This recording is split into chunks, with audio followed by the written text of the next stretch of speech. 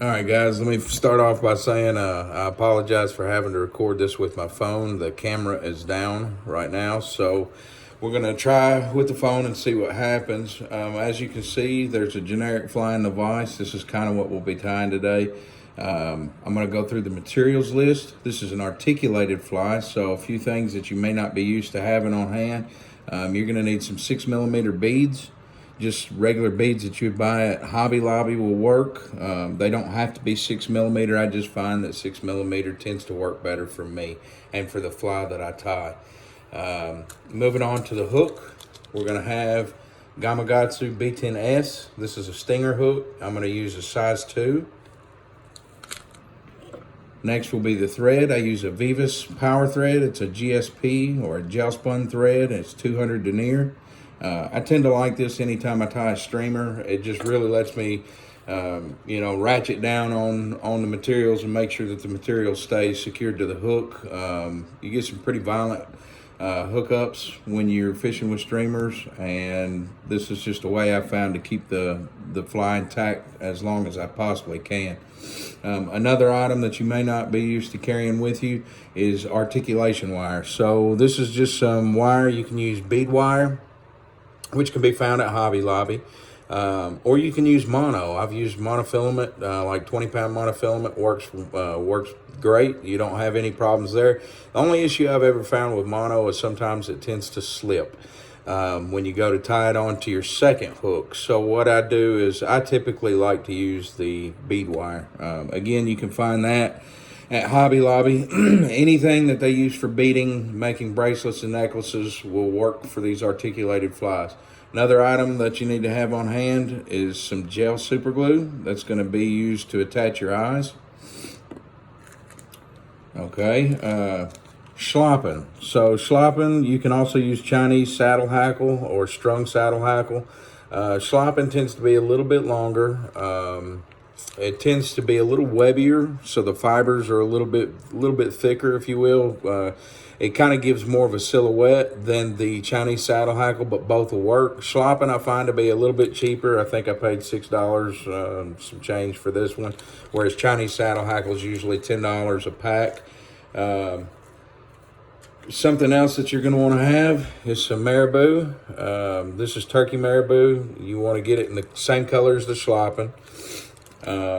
You're going to want to get some type of a chenille. What I like to use is a cactus chenille or any type of medium bodied chenille. So it's got to have somewhat long fibers, not your extremely long fiber, but like a medium chenille.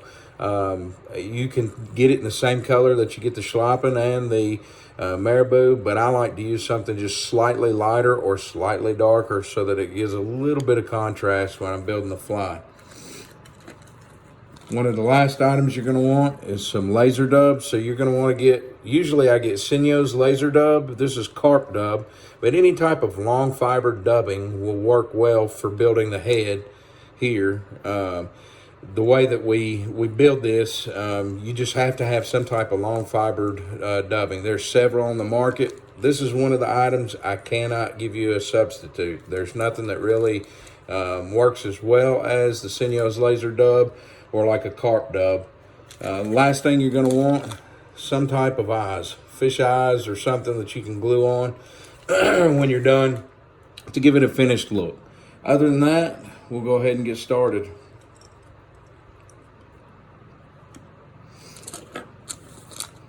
So if you want, go ahead and take out your first.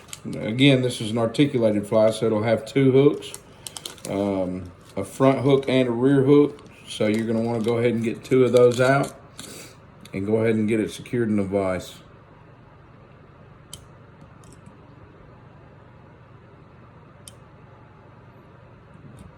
If I can get the vise adjusted.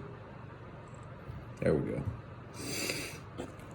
And go ahead and start your thread. I like to start my thread about halfway back. There's no need to go all the way to the front when you first start your rear hook, just because there's no need to waste the thread. You're not going to have many materials on the back hook that need to be as secured as the front hook is. Go ahead and clip your tag into your thread.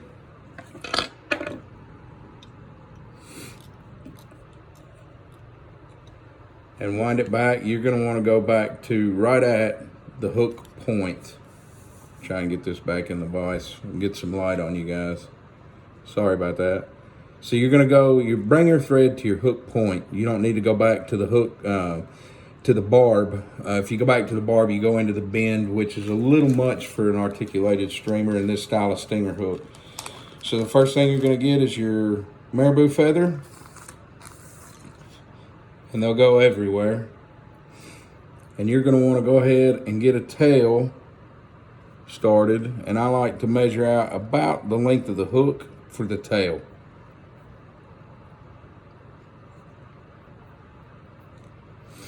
And I'll give it 2 or 3 good hard wraps, a pull down to get it good and secure, and then lift it up and go under. And then what I like to do is, you'll see I'll twist my marabou before cutting it, and this will give you a clean cut. It'll keep you from having all the fibers go everywhere on you. Now I'm going to wrap back onto those cut ends.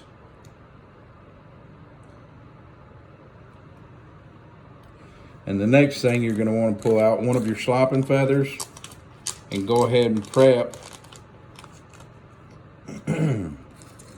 You'll see in the schlappen feather how much webbier, how much longer the fibers are as well. Makes a big difference. But what I like to do is preen all those feathers in a downward motion and leave just kind of the tip here all bunched up so that you can tie it in from that section. And what I'll do is I'll take the tip and lay it at the top, and then make 2 wraps, pull down, get it good and secure, and then wrap forward, wrapping it the rest of the way up the hook shank. Doesn't matter how clean this looks, you're going to cover a lot of this up with your chenille, and then advance your thread back again to where you've started your schlappen and where your marabou ends. Now, while you've got your schlappen tied in, you're going to want to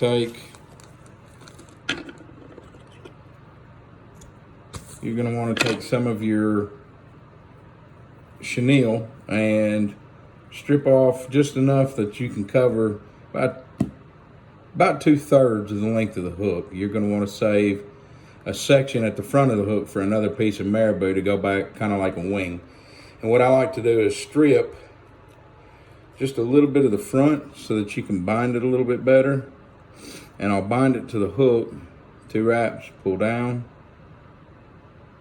couple of wraps forward, couple of wraps back, and you're going to go all the way back to where your marabou ended, or where you tied your marabou and schlappen in. And then wrap all the way forward, kind of spiral wrap.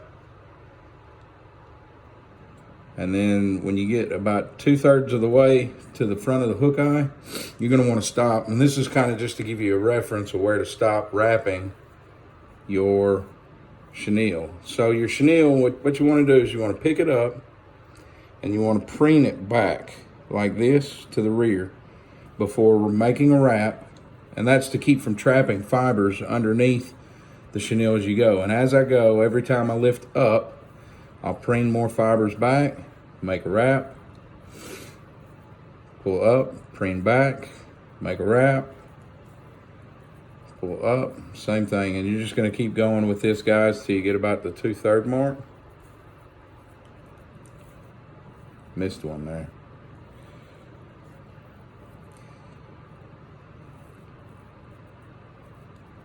And you'll see all we've done, we're basically making a woolly bugger body is what you're doing. And we're going to go ahead and trap this.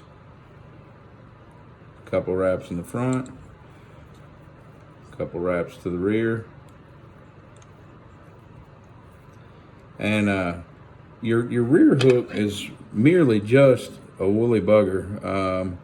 Your front hook, go ahead and clip off your tag in, your excess, and then grab your schlappen What I was saying is your rear hook is really just a woolly bugger, and your front hook is repetition. It's basically a repeat, wash, rinse, and repeat of the rear hook. The only difference is the head. So what you're going to do with your schlappen, same thing that you did with your chenille, you're just going to wrap, kind of spiral wrap it through your chenille here. And I like to try and clean the fibers up as I go. I'll preen those kind of out so they don't, because they'll stick to each other being real webby like this. But I continue to wrap till I get to that 2/3 mark where that thread's kind of in place. And as you can see, you've got kind of a woolly bugger there. Go ahead and lock that off. Couple of wraps behind, then pull everything back, and I'll make a couple of wraps in front to secure everything. Cut your tag end of your schlappen off, and then kind of preen everything, clean everything up.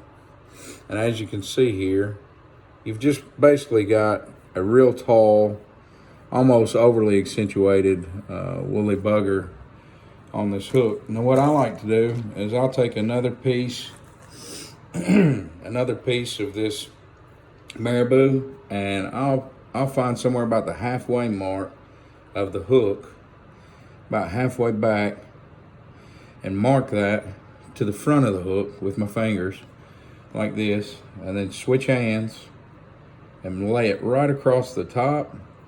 And I'll make a loose wrap, 2 loose wraps, and then I'll pull down to lock that in place. And then I'll make a couple of more behind, a couple in front, make one more in behind. And what we'll do is we'll twist, just like we did the previous feather. We'll twist this up, and you'll see it a little bit better with this one. As you get closer to the hook eye, it really makes a difference when you twist that feather up to get a clean cut of all of the fibers so they stay out of the way. Okay, and once you've got that in place, go ahead and break out your whip finishing tool, and you're going to go ahead and whip finish this, and the back end of your fly is done.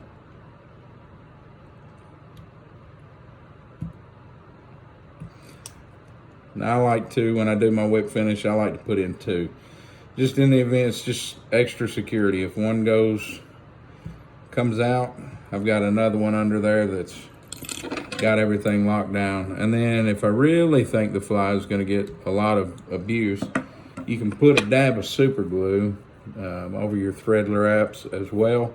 And that'll help out. It'll help keep everything secure, keep it from falling apart. But you can see here, that's basically what you've built on your rear fly. Go ahead and take that out of the vise. And let's find where I put my articulation wire. What I like to do is, before I even get this fly set down, I'll take my articulation wire and run it through the hook, and go ahead and find the middle point of the articulation wire. And then I'm going to take the first bead,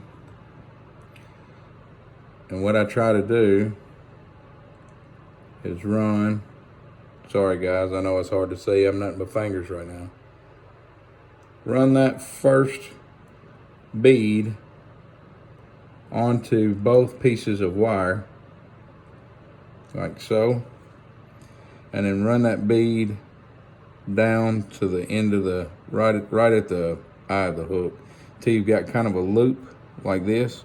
It'll allow the hook to swing and give it motion so it swims through the water, but it'll keep it from fouling on the hook in front of it. Now what I do is I run 2 beads to keep a little bit more of a distance between the back hook and the front hook. So I'll go ahead and run a second bead. Now if you use larger beads, you may only need 1. If you use smaller beads, you may need 3. But that's how I'll set this up, and I'll go ahead and set this off to the side.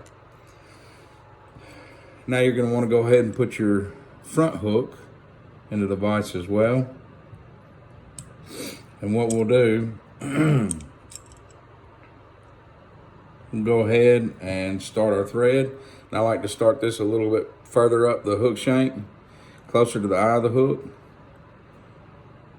And I'll wrap all the way down to the bend just to get a thread base, so that when I put my articulation wire on, it's not articulation wire straight onto the shank of the hook or the hook itself. It'll have that thread to kind of cushion it, so it'll also give it an anchor point so it doesn't slip as easily.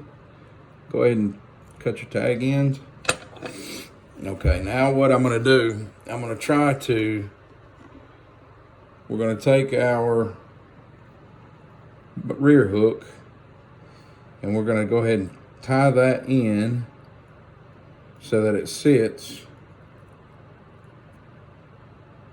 right at the base of the bend, right where the bend starts. So let me get a couple wraps on here and I'll show you. Wrap, couple of loose wraps to kind of get it started. And you'll see those beads right at the bend of the hook. And then what we'll do is we'll wrap up the wire, try and keep the wire on top of the hook, and I kind of spiral wrap it the first couple of wraps, and then as I get closer to the hook eye, I get real close to it, and then I'll spiral wrap back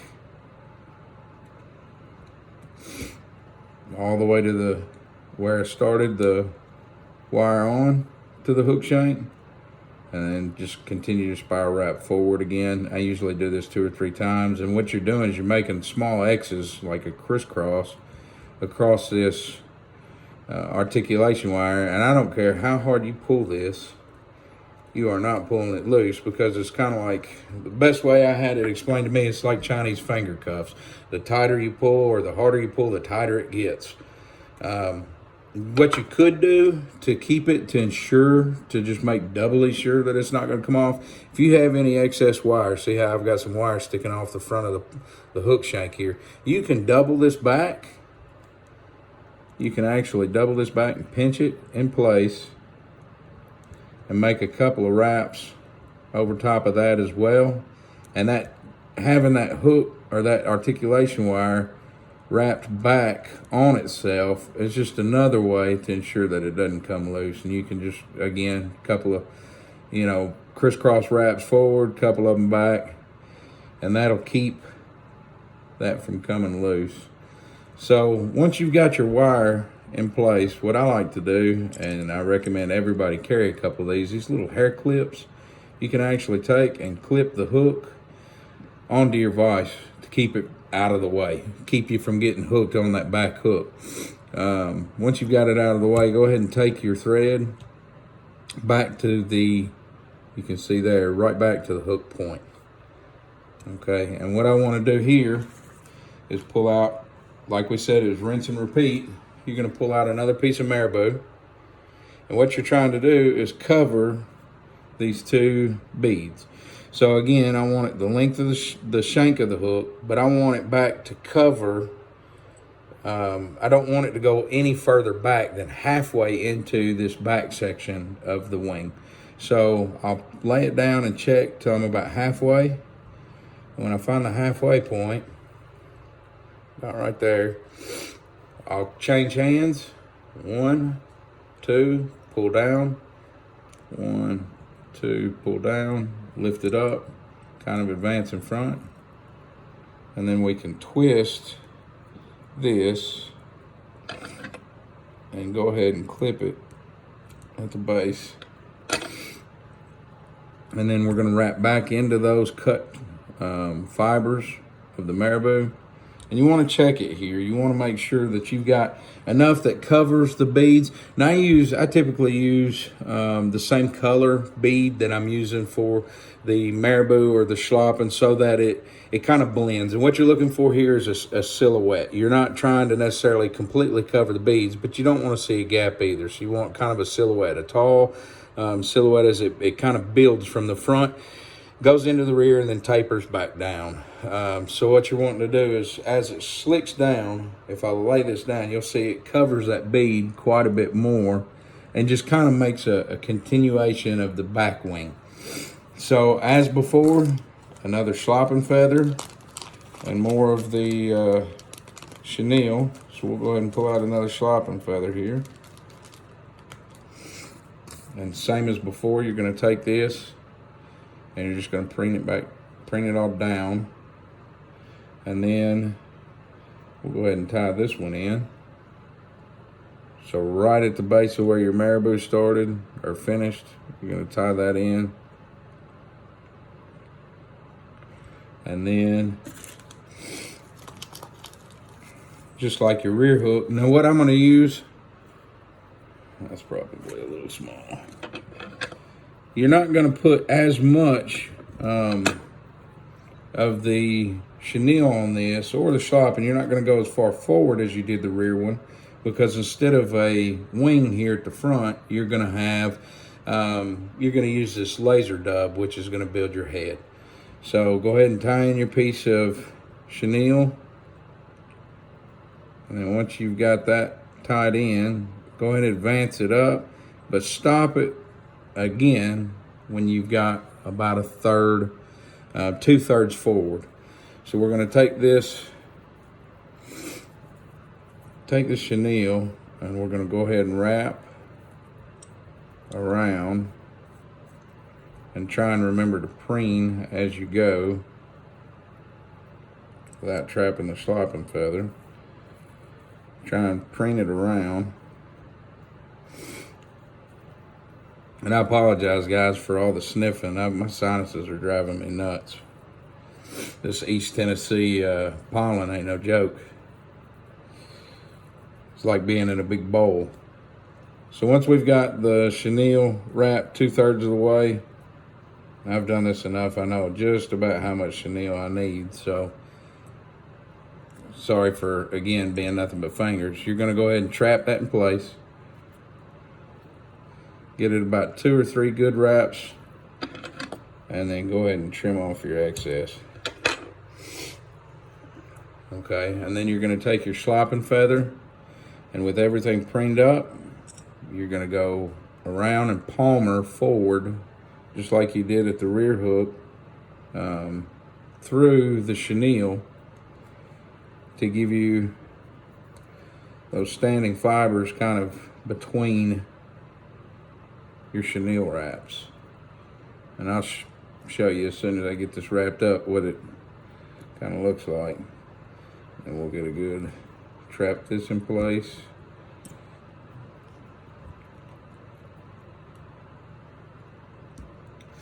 Go ahead and cut your schlappen feather excess out. Okay. And as you can see, we've just basically repeated the entire rear section of the fly for the front section. Now, what we're going to do different is we're going to build a head on this fly. And this is where your dubbing comes into play. So what I like to do when I pull my dubbing out, you want, again, a long fiber dubbing.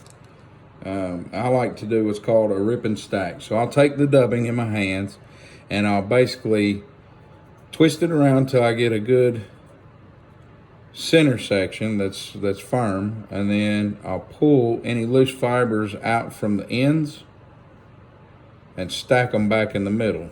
Twist again, and then pull again from the ends, stack it back to the middle, and then you're going to take this and you're going to pinch it in the middle of the dubbing, and you're going to lay it on your hook. Make 1 wrap, 2 wraps with it in place from the middle, and see how it'll kind of stand up. And then underneath, you're going to do the same thing. So we're going to take more dubbing and we're going to twist it in the middle, pull from the ends to stack it, twist it again in the middle, and we're going to go underneath in the halfway point and we're going to catch it.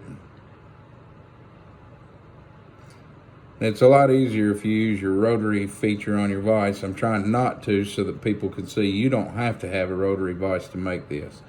So I've made 2 complete wraps around it. And I've kind of got this X going on. The top half here, the bottom half here.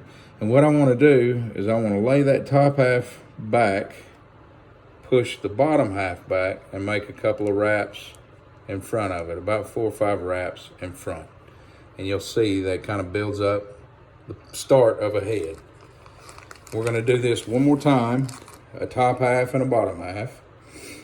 Now, if you do have a rotary vise, now that I've showed you it can be done without, we'll do one with. So we're going to roll the center section, pull the end, stack it, roll the center, pull this end, stack it. Now, when we do the top, same thing about halfway. You're gonna come around, catch it twice, okay? Now when you do the bottom half, what I like to do, I'll go ahead and get this set up. A little too much there.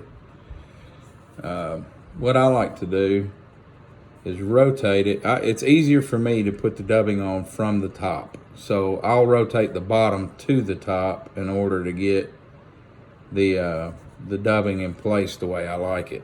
So I'll rotate it up, lay it in place, make a wrap, make a second wrap, kind of keep those separated, and then I'll rotate it back over, push that to the rear or rearward, kind of pinch everything in place. I'm kind of crowding the eye of the hook on this one. So we'll push this back. We'll just grab everything and pull it good and tight. As you can see, it exposed quite a bit more of the hook eye there. We'll walk it backwards so that we're not trapping not rushing ahead, if you will. And we'll go ahead and whip finish this one.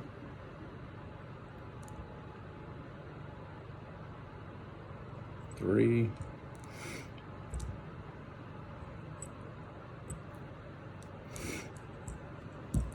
And this one, just because it's so close to the head, I'm only going to put in the one whip finish, and we'll super glue to ensure that we're safe. So we'll cut our thread away, right?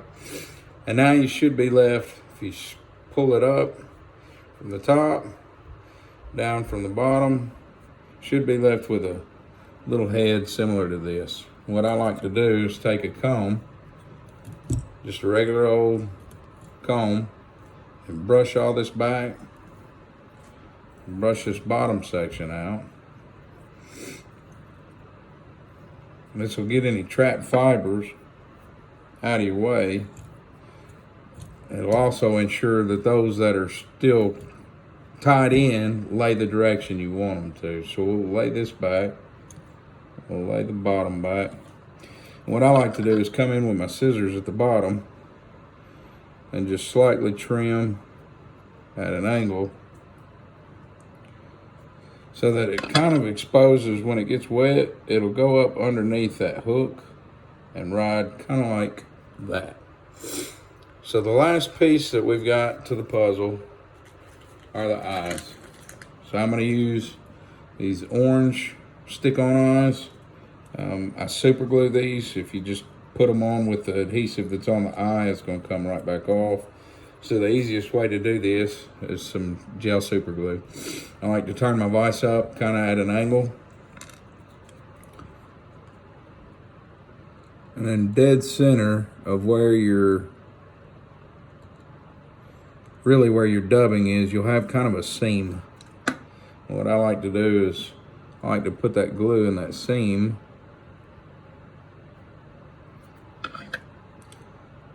and then push with my scissors so I'm not sticking my fingers in the glue. You'll see when I rotate this around, it'll lock that eye in place, and then I'll do the same here. Just a dab of super glue. And get this eye in place. Now Again, I'll use my scissors to kind of push it. But then I'll find the other eye on the other side and kind of try and push them together. And that'll lock it onto the actual hook itself instead of the dubbing. It'll lock it to the hook. All right. And guys, this is the finished fly. So it's an articulated streamer. It'll swim through the water. Kind of has a tail kick. It slicks down. I know it looks big and bulky right now, but once it gets wet, it really slims down and looks a lot more like a bait fish profile. I hope this was able to help some of you. I hope you learned something. If you've got better tricks or tips, please post them up. I'd love to see what you've got. All right.